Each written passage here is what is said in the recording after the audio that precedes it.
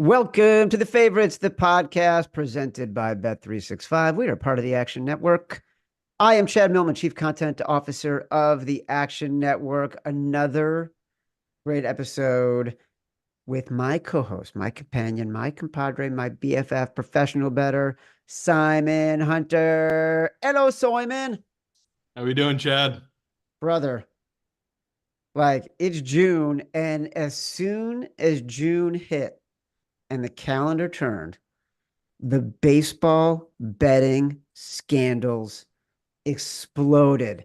I think there's some symmetry here. Earlier in the season, when the Shohei Ohtani and Ipe, his translator scandal broke, we had on Keith O'Brien talking about his biography of Charlie Hustle. We are privileged to have another author talking about another baseball legend. And this author also happens to have been covering Major League Baseball for quite a while. So we're going to dig into the latest scandals that are breaking, as well as his book. The Dodgers are in first place in the NL West. They are actually doing it without Clayton Kershaw, who will make his return from shoulder surgery in the coming weeks. Joining us to discuss the baseball season, the recent scandals, three-time Cy Young Award winner, surefire Hall of Famer Clayton Kershaw is Andy McCullough, senior writer for The Athletic, author of the new biography, The Last of His Kind, Clayton Kershaw and the Burden of Greatness. Andy, welcome to the show, man. You have chosen a week to come on a betting podcast. Yes, yeah. I will not be offering any parlays or anything besides just a piece of advice to anyone who is playing professional baseball. Don't bet on baseball. Rule 21. Just don't. Don't do it. It's bad. You think that maybe they would have picked up on that by now. And I do want to get into it. It's a serious topic. And it is. I know I have opinions on it. I'm sure Simon has opinions on it. I know you'll have opinions on it. As a reminder, the Favorites podcast is presented by Bet365. Bet365 doesn't do ordinary. That's why you get more boosts with them than with anyone else. Every day they power up the odds on hundreds of bets to give you a chance to win more. Bet365 boosts specific markets, your winnings, and even parlays. They don't stop there. Keep an eye out for their biggest and best odds with the incredible Super Boost. Check out the boost and see why it's never ordinary at Bet365. Must be 21 or older and present in Arizona, Colorado, Indiana, Iowa, Louisiana, North Carolina, New Jersey, Ohio, Virginia, or 18 and older in Kentucky. Gambling problem, call 1-800-GAMBLER or 1-800-BETS-OFF in Iowa. Terms, conditions, restrictions apply. And reminder, catch every episode of The Favorites on YouTube live. For those enjoying on YouTube, don't forget to give us a like and subscribe to the Action Network YouTube page. All right. We say it as a joke, Andy, and we're a betting podcast. So Simon, who's a professional bettor, and myself, who has been in the sports betting media business for a generation, are going to have strong opinions about this. I would like your take as a veteran sports writer who has been covering baseball at very high levels for a long time. How complicit is the legalization of betting in the recent spate of betting scandals in sports, but specifically in baseball? Sure. I mean, I think when you, I think there's no way to deny it, right? The proliferation and access to sports betting makes it so much easier for players to do this. A generation ago, you had to know someone who could get a bet down for you. You had to either or be in a place, a physical location where you could get a bet down. And now you can just do it on your phone if you're in the majority of states. And so the access to betting obviously makes it, more likely to happen. I think the wash of sort of ads and partnerships that the various leagues, including Major League Baseball, have taken on with betting companies, that also makes it more ubiquitous. At the same time, it's kind of cut and dried in baseball. It's the one thing you can't do. It's hammered into every player at the, the start of every spring in, both English and in Spanish, in meetings, from the league where they explain what Rule 21 is. It's a rule designed to protect the integrity of the sport. And so, yeah, I mean, a lot of the early discourse has been just about how small some of these sums were, right? Like guys betting handfuls of dollars and like clearly not, clearly just like bored, it seems like, and just firing, on their website, on the sites just to kill some time. And so the danger of it seems limited. At the same time, it's like the rule's pretty cut and dry. There's not a lot of ambiguity to it. You can't bet on baseball if you want to play or work in baseball. You just can't do it. It's part of the privilege of being part of the league. So while I think, you could say, does the league have some responsibility in this? Like, sure, yeah, but they're also not going to turn down money. That's, not how their business is set up. And you would think that the players involved would have to take some personal responsibility, even if it was for, like very small lapses. It's kind of the reason it's such like a red line is because you don't want the integrity of the game to be at risk. If the integrity of the game is at risk, the entire enterprise can collapse, right? Like the whole point is that it's an honest competition, right? And that we watch it because it's, we get entertainment. The entertainment is derived from its honesty. If there's a belief that it might be rigged or that the players have financial motivation to, do something other than try their best, the whole thing collapses. So, yeah, I mean, that's kind of where I'm at with it. Like, I think that the way that the way that the sports have sort of partnered up with casinos and betting operations, like it does lead to a slippery slope, as it were. But also, like, the players need to have personal responsibility, and one of the privileges of being in baseball is you can't bet on baseball. So I don't Simon, know, what do you guys think? I'm curious. I like Simon. Everything Andy says is true. Proliferation of the accessibility to betting makes it easier for everybody to bet. It's also true if you are an athlete and you make a bet on your own sport, you couldn't be dumber and you don't deserve to be in the league because the risk reward on your potential as an athlete who's already in a pipeline, whether you were a minor leaguer on the way up, and this could be in the MLB. We saw it with Jonte Porter in the NBA, is going to be so much higher than anything you can make, betting 25, 50, $100 a game. But betting has been going on forever. This was the whole reason, like, it was worth covering because just because it wasn't legal didn't mean it wasn't happening. So why, Simon, is this happening more now?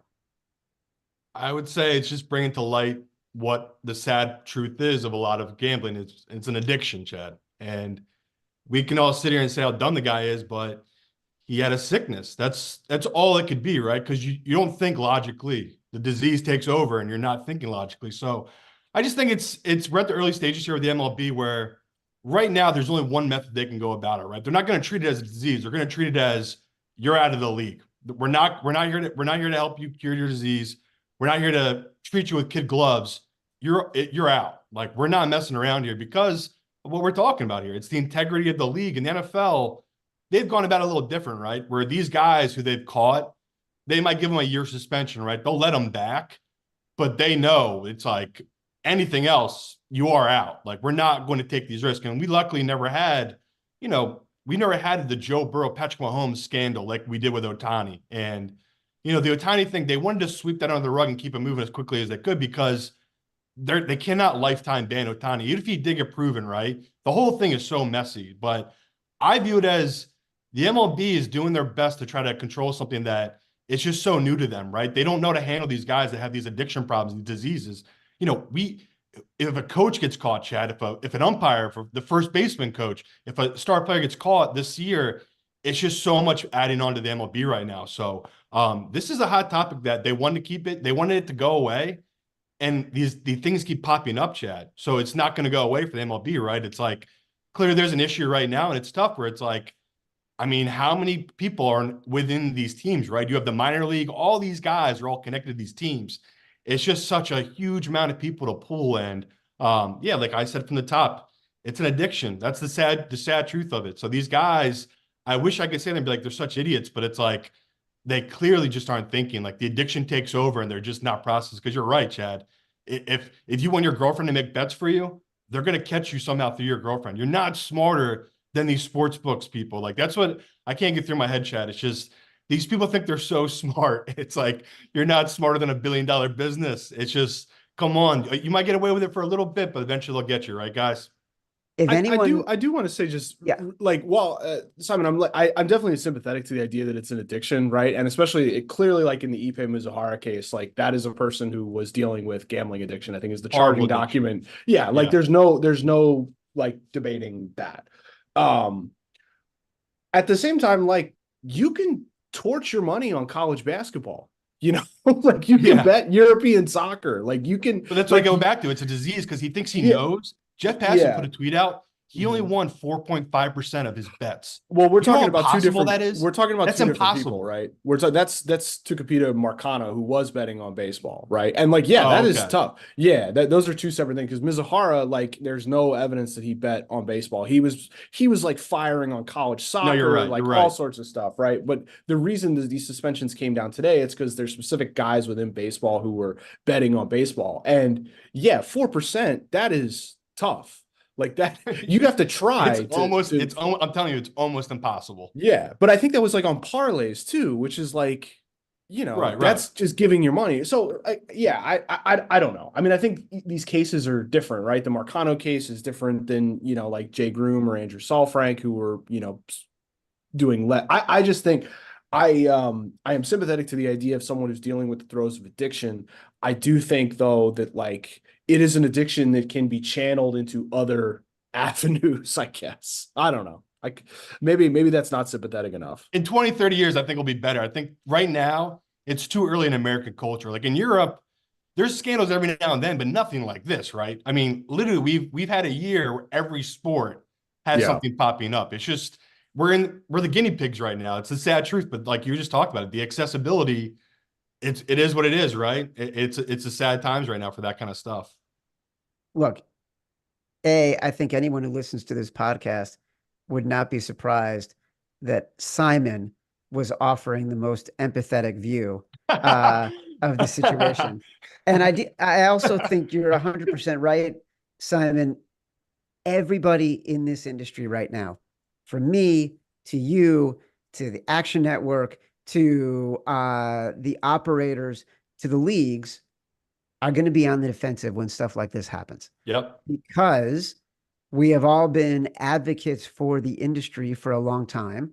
We all believe that the industry should be legal. We all believe that there should be a clean, well-lighted This is the benefit space. of it being legal, though, right, Chad? We keep talking about this. Exactly. This is Like, why it's great that it's legal because we catch this is why it's great that it's legal, right? Yeah. Like the integrity operation is so much greater. It's A so lot of much this stuff, safer. it could have been happening and we didn't know it. And It like, was. That's what I try to tell people. Right. They just don't get it. Exactly. And people like Andy, like it'd be impossible to track down. And so you need to see, you know, back in the day in 98, you know, the steroids era with Mark McGuire started because a very observant reporter saw a bottle of Andrew Steendione in his locker. Like you need to see betting slips in someone's locker in order to understand how to break this kind of story. Now, because of the tracking, it is more effective, but it is still putting everybody on the defensive. Andy, I know you want to jump in. No, I was just the point about the steroid era is really good because I think that there's like a generation of baseball writers, you know, through the 90s and 2000s who like took a lot of criticism for sort of like sweeping it under the rug. And if you talk to people from that generation, they're like, we went up to the players and asked them, are you on steroids? And when they said no, you can't just put in the newspaper that the guy's on steroids. Like you need proof, right? Like, and it needed to go through like the, you know, the Balco hearings and, you know, the testing era to come in, but you couldn't just accuse people of things. And so, you know, there is like the legalization at the very least it does provide a level of transparency for these things that, if people are using these apps or working through these major providers, right? Like there's a way to actually bring it to light rather than just sort of relying on, stuff that you can't print, essentially. You can't print like, sort of anonymous accusations without like documentation backing it up, I guess. So you mentioned before the show started, you play poker and like you clearly know the Yeah. language of betting. To put it in betting terms, if you had to handicap, do you think there is eventually a massive betting scandal at MLB or one of the major sports? Or do you think there are enough guardrails in place and there's enough uh, sort of collective understanding that to fuck this up would be so monumentally horrible for everybody that we will be limited to minor scandals with unknown players? I mean, the best friend of the best player possibly in the history of baseball stole $16 million from him to fund a gambling addiction. So You can't get as bigger, right? I don't know if yeah, we can get bigger. as Tommy Lee Jones says in No Country for Old Men, like if it ain't a mess, it'll do until the mess gets here. Yeah, I mean, I think that it is something that how do I phrase this? I think that there was an assumption before Alex. So I'm 36 and I've been covering baseball for like 15 years now. And when I got into covering baseball, there was never really discussion about betting, on baseball or betting on things because it was just such a clear, obvious red line. And it was also like not a ubiquitous activity. It was just harder to do. You couldn't just pull out your phone and do it. And so there's a possibility that in this past, 10 to 15 years, when it seemed like the problem was sort of, kind of nipped in the bud, that maybe it wasn't as present of mind, for the people who are running baseball. And I think at this point, there needs to be not that they're not doing this. It's just like it just kind of has to be constant vigilance on it to prevent a scandal where someone who is like, it's not just the interpreter of the best player, but potentially, the best player or an all-star, not, a minor leaguer who's like kind of bored on the injured list. But when there is actual real risk of the integrity of the game of players who are involved in games, there has to be vigilance to prevent it from happening. It seemed like outside the realm of likelihood because the punishment was so severe and the upside felt so limited. And so there just kind of needs to be a clear demarcation of I think that the penalties that came down today against these, 5 guys, while they seem pretty harsh, they follow, what the CBA has, like what the rule book has. This is, the rules are like if you bet on baseball in a game that involves your team, it's a lifetime ban. And if you bet on baseball and you're not involved, it's a year-long ban. And it's like cut and dry. You can bet 50 cents that bye-bye, that's it. So, while these penalties are pretty harsh, like it does feel like a reasonable deterrent for people who are at least like not paying attention or don't have their, shit together, I guess you could say. No, it's you're absolutely right. It sends a message to everybody that this is going to be taken seriously. You just said you've been writing for 15 years covering baseball. Uh, you just wrote a big book, The Last of His Kind, Clayton Kershaw, The Burden of Greatness. I think he's the perfect guy to carry a heavy title like that. Do you enjoy covering baseball from this point of view more than digging into and having to chase down scandals like this? Every reporter, every writer is different. Like they get into it for different. Yeah. I think variety is good. Like I had to do a lot of stuff with the Mizuhara scandal at the beginning of the year, which was stressful and exciting and kind of a nice change of pace. But yeah, I mean, I think the stuff that interests me the most is like trying to understand, what makes the people tick, for lack of a better term. I know that's not a unique sort of take, but that is kind of what animates me in terms of, like as a writer and reporter, like trying to just understand, like, how does a person, it's like the Richard Brent Kramer thing about the presidency, like growing up, right? Like he had never met a person who thought that he could be president. So like, what does it take to be, that type of person. And in Major League Baseball, like I am basically interacting the overwhelming majority of the time with like no people who I just have. These weren't my friends growing up, like these were, and by the way, I was a jock. Like I was on the football team, like 3 years varsity, no big deal. But like, there was not people like, who anyway. So all of this is to say is like, I have what interests me about Kershaw is just trying to explain, how does a person become like this, where they sort of, treat each day with like metronomic precision.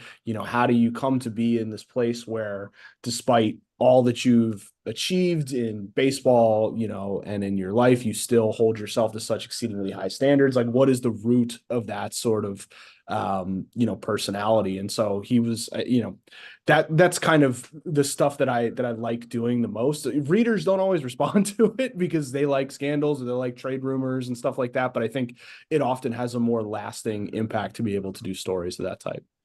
You just casually dropped my number one favorite nonfiction book Oh, of all wow. time Okay. in Richard Ben Kramer and What Yeah, It it's over Takes, here on my which bookshelf. is, Yeah. for anyone who hasn't read it, now is a good time to read it because it's this about 1,000-page book in which he goes through, basically writes a book about the presidential campaigns. Yeah, for I think 8 different people running for president Yeah. in 1988. And it captures everything from the beginning of what has become the sensational sex scandals with Gary Hart. That's right. Yeah. Joe Biden Yeah. is featured prominently. Mhm. Obviously, George H.W. Bush, Michael Dukakis, like those are the final two guys. Dick It is Gephardt, baby. brilliant. Dick Gephardt, you walk away thinking, God, it would have been great if he was president. Like it's fascinating. It is Yeah. a fascinating book. But we digress. Also a fascinating book, your book about Clayton Kershaw.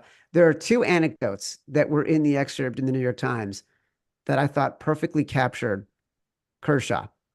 I want you to dig in a little bit deeper on how Sure. he manages both of these things. One, there was a player who said, there's one player on this team I would like to date my wife. It's Clayton Kershaw. And then there was an anecdote about Justin Thomas kind of getting really nervous and freaking out that he had accidentally eaten Kershaw's protein bar before one of his pitches and before one of his games. And his routine and temperament is so specific on game day versus what it is any other time. Explain sort of what those 2 details unpack about Kershaw. Sure. Yeah, that was a quote from Dan Herron, who used to play for the Dodgers. Now is he played for a long time in baseball, and so yeah, he had the quote was he's the only guy I ever played with who I would let date my wife, which I very much enjoyed, which I think explains a decent amount about Kershaw, but also a decent amount about the sort of average baseball player's opinion of his teammates, I guess, and just how trustworthy they are. So yeah, that's something that I've known Dan for a while, and he had said that like as a joke one time when we were at dinner, and subsequently I was like formally interviewing him for the book, and I brought it up, and he was like, yeah, no, I believe that. I'm like, I'm gonna put that in the book. He was like, you're gonna put that in a book? And I was like, yes, that's what this interview. He was like, all right, man, yeah, all right. Dan's kind of he pretends to be sort of a hangdog sort, but he's very sharp. And so, but yeah, I was glad to get that in there. And then, yeah, Justin Turner was telling me a story about how Kershaw has this, like, he has a very like, meticulous routine, and as part of it, like everything has to be done by at the minute. So like at 5:58 he's getting his like sort of heating ointment on at the certain time, and like at 2 minutes later he's like chugging a thing of Red Bull, and then like a minute after that he's eating a protein bar. And so it's incumbent upon the people specifically in the training room, also often the massage therapist, Possum Nakajima, his name's Yosuke Nakajima, but they call him Possum. So like Possum's job was to like have all the elements in place essentially, so that when Kershaw gets there, everything is where it's expected to be. And one day, Turner came in from a workout. He like hadn't eaten or something, and he just like saw the protein bar on the table, and he just grabbed it and started eating. And Possum just blew up at him. He's like, "What are you doing? Like, that's Kershaw's bar." And Turner like ran out of the room and told Possum to go get another one. Don't tell him it was me.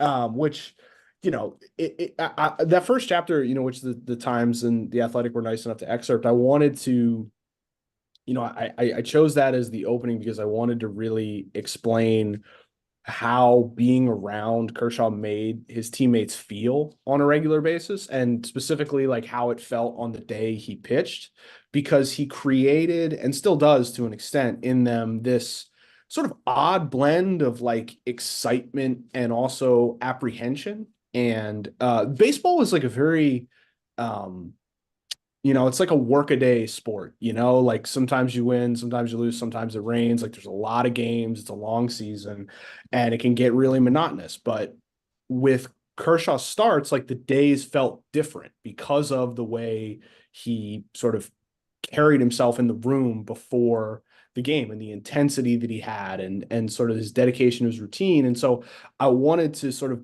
talking to a lot of his teammates, basically explain like, so what is it like on that day? And like there's this weird combination of like, you're thrilled because like we have the best pitcher in the world starting tonight, we are probably going to win, it's going to be a fun day. And also there's just kind of terror of like, I really don't want to screw up behind him, I don't want to make an error, I don't want to like not play what, not get a hit and not give him run support, I don't want to like accidentally bump into him in the hallway when he's stalking through, and I don't want to do anything to like upset his axis. And so trying to, and then taking all that and then asking Kershaw, it's like, okay, what is going through your mind while this is happening? And, he was able to sort of open a window into like where all that anxiety and restlessness came from his childhood, from sort of the way he grew up. And, I really thought that was a good way, like portal sort of into the book, is just combining those two sort of perspectives, if that makes sense.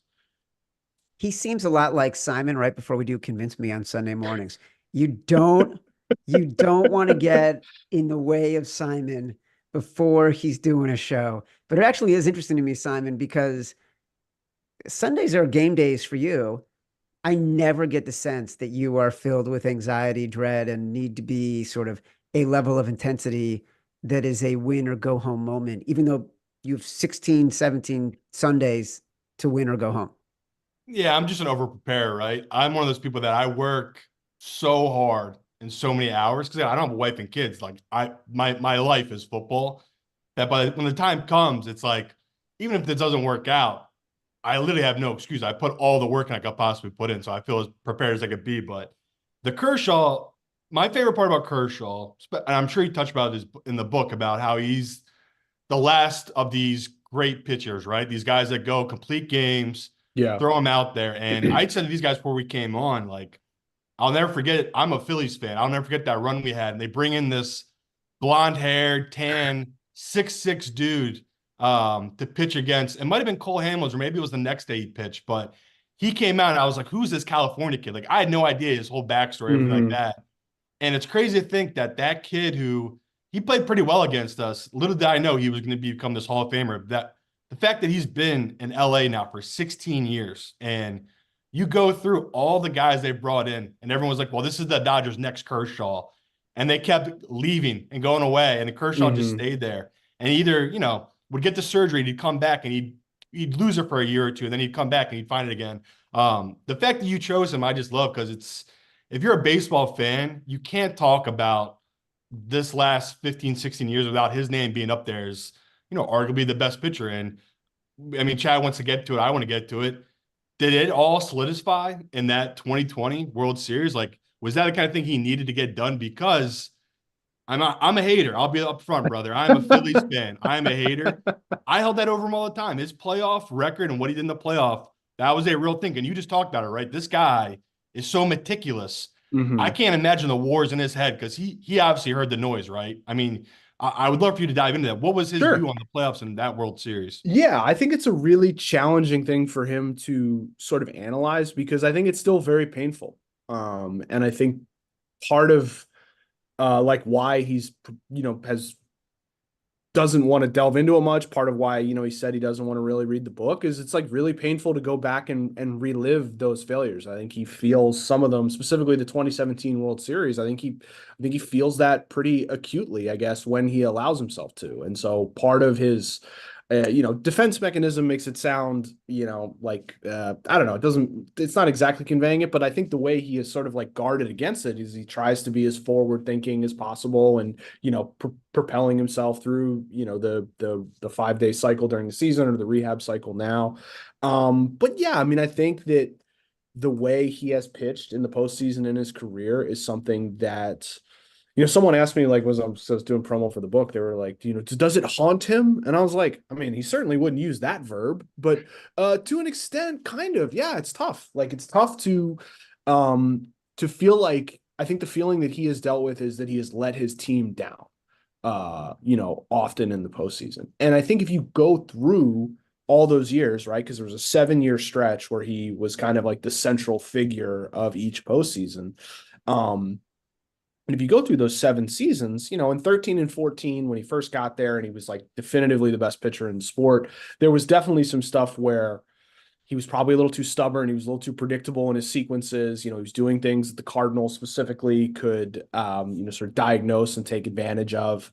And that's kind of where the narrative starts. 2015 pitched pretty well. The team just lost in the first round, kind of. He pitched on short rest in an elimination game to, keep a series alive. They lost the next game and they were out. I just want to explain to people, I don't want to cut you off, but no, it's okay. He had from 2009 to 2019, he had a subpar 3 ERA every year. Like, yeah, you can't explain how incredible of a 10-year stretch in the regular season this guy was. And now we're talking about the postseason failures. That's why it was such a big deal to fans like me, where it's like, this is the best pitcher maybe ever. Right. I mean, he is, I kind of firmly believe this. He is the best pitcher ever in terms of the singular job of the pitcher, which is run prevention. Like, he does not give up runs. Like, other pitchers are better at getting strikeouts, all that sort of stuff. But like, he has the lowest ERA in baseball history, 2.48, or at least in the live ball era, 2.48. He has the lowest ERA plus, where it's sort of normalized for all eras. And then his postseason ERA is 4.49.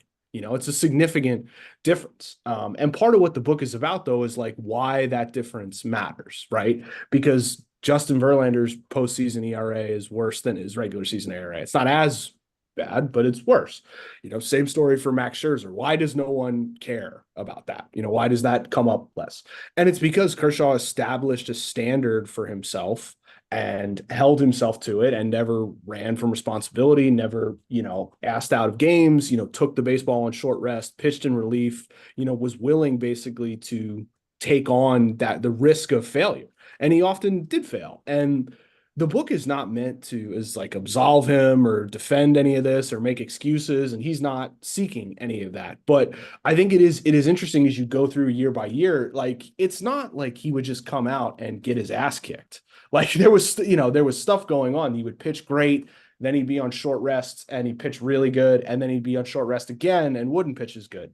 In the Astros were, most likely stealing his signs in 2017. There were times where he was pitching in relief when he probably shouldn't have been. And I think, like, part of the idea, like, where the burden of greatness, gets to is like, if you pitch 6 innings in a game, just a game, and you give up 3 runs and you leave the game, you are credited with a quality start, which is like what baseball is sort of decided statistically is like the measure of like, hey, you had a nice day as a starting pitcher.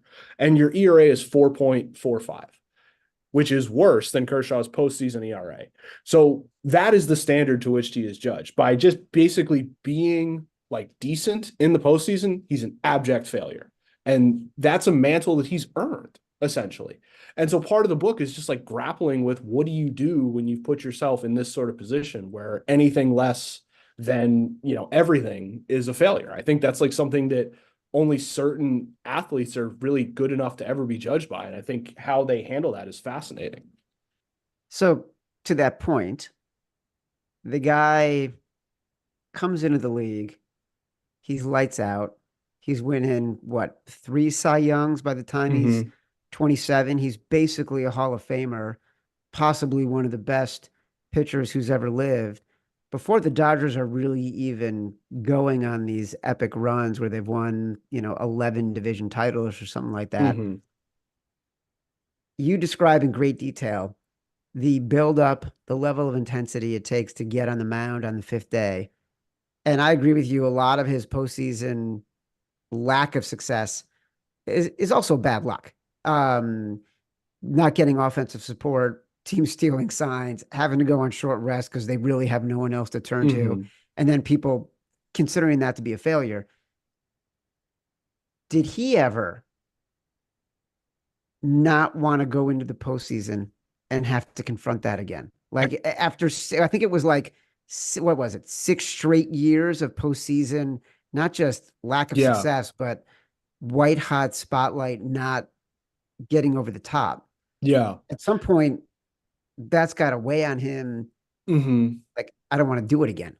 It's an interesting, it's a very interesting question. I mean, I think that, he had this interview after they lost in 2019 against the Nationals, where he gave up these two just sort of titanic home runs to Juan Soto and Anthony Rendon. He's pitching in relief in a situation where he probably shouldn't have been pitching in relief. They had a really good bullpen. He should, but anyway. So he just looks just like utterly crushed, and he says something to the effect of, everything people say about me in the postseason is true, basically. Like everything, what people say about me is right. I am a failure in the postseason, essentially. And then the next thing he said was like, I'm not going to hang my head. I'm going to come back. I'm going to do everything I can to, be back here next year and be in the same situation. And next year they ended up winning the World Series, right? So I don't think that he ever really was willing to, to walk away from it or just hope like, hey, it'd be nice if we won 75 games this year and I didn't have to deal with this crap, But I will say that the year after that, in 2021, he injured his elbow and he wasn't able to pitch in the postseason. And we had some conversations that really, this was kind of what made me interested in, trying to do the book. And we were just kind of talking. So it's like a little, like, I don't want to misconstrue, what it was, but I was just like, I was kind of asking him, like, how are you feeling not being able to pitch in this? And he was, describing just like the disappointment of not being able to compete and not being able to help the team and feeling like kind of left out and all that sort of stuff. And I was like, is there any part of you though that's like you wake up and like you don't feel whatever it is you feel when you have to do that? And he was like, oh yeah, for sure. And I think that's part of what, we get into in the first chapter of just like there is a part of him that is very much looking forward to not having to put his body, his mind, his spirit through just the stress of having to be Clayton Kershaw on the mound. And at the same time, he's not ready for that to be over. And I think he's been grappling with that much more since they won in 2020. I think if they had not won in 2020, he probably wouldn't be as open about that. But having at least the one ring, even in the shortened season, allows there to be, something closer to closure on it, because it's he talks about it pretty openly. Like it's hard on him physically, it's hard on him mentally, it's hard on him emotionally just to have to do this. It's not like a fun day at the office when he pitches. No caveats, Andy. No shortened season. A World Series win is a World Series win. I Before we let agree you with get you, out of by the here, way. They what's played that? that. I agree with you. Like they played Yeah, that stupid season. We might as well count it. why not count? Also, it's not that easy to play in the conditions they played in. Like, there's so many challenges. We talk about this with the NBA bubble too. Like, there were, just because it wasn't a full season, the level of challenges that each team confronted to win a title that year were tremendous. Yeah. Before we let you go, there's a great story that sort of, to me, encapsulates his level of intensity that involves a very famous name, the most bankable actor in the history of Hollywood. Share that story.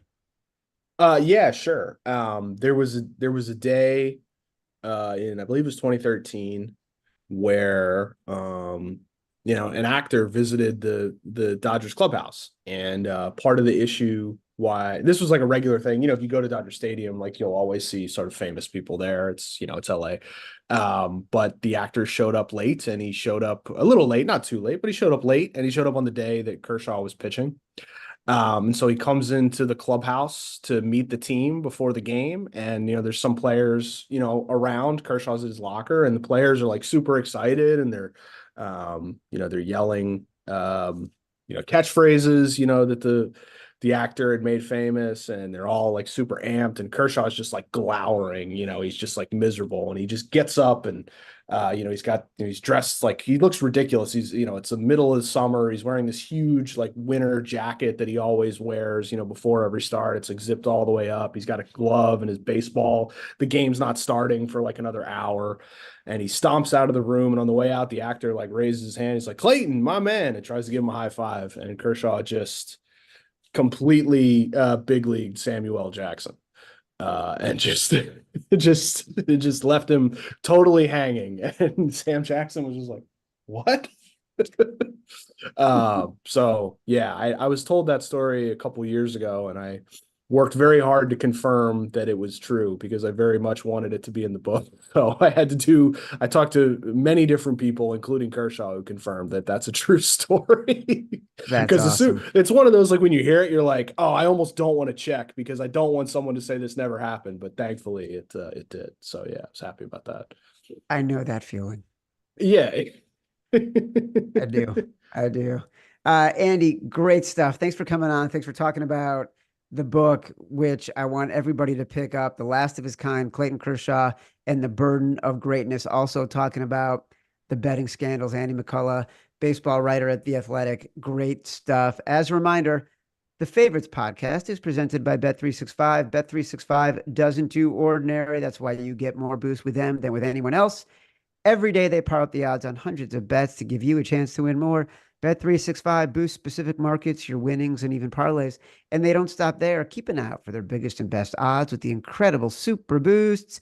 Check out the boost and see why it's never ordinary at Bet365. Must be 21 or older and present in Arizona, Colorado, Indiana, Iowa, Louisiana, North Carolina, New Jersey, Ohio, Virginia, or 18 and older in Kentucky. Gambling problem? Call 1-800-GAMBLER or 1-800-BETS-OFF in Iowa. Terms, conditions, restrictions apply. Simon and I are back with our next episode of The Favorites on the Action Network YouTube page, live Thursday, 11 a.m. Download us from Spotify, Apple Pods, wherever you get your pods. Rate, review, subscribe, leave us 5 stars, say whatever you want. Feedback is a gift. Till next time, love you. Recording stopped.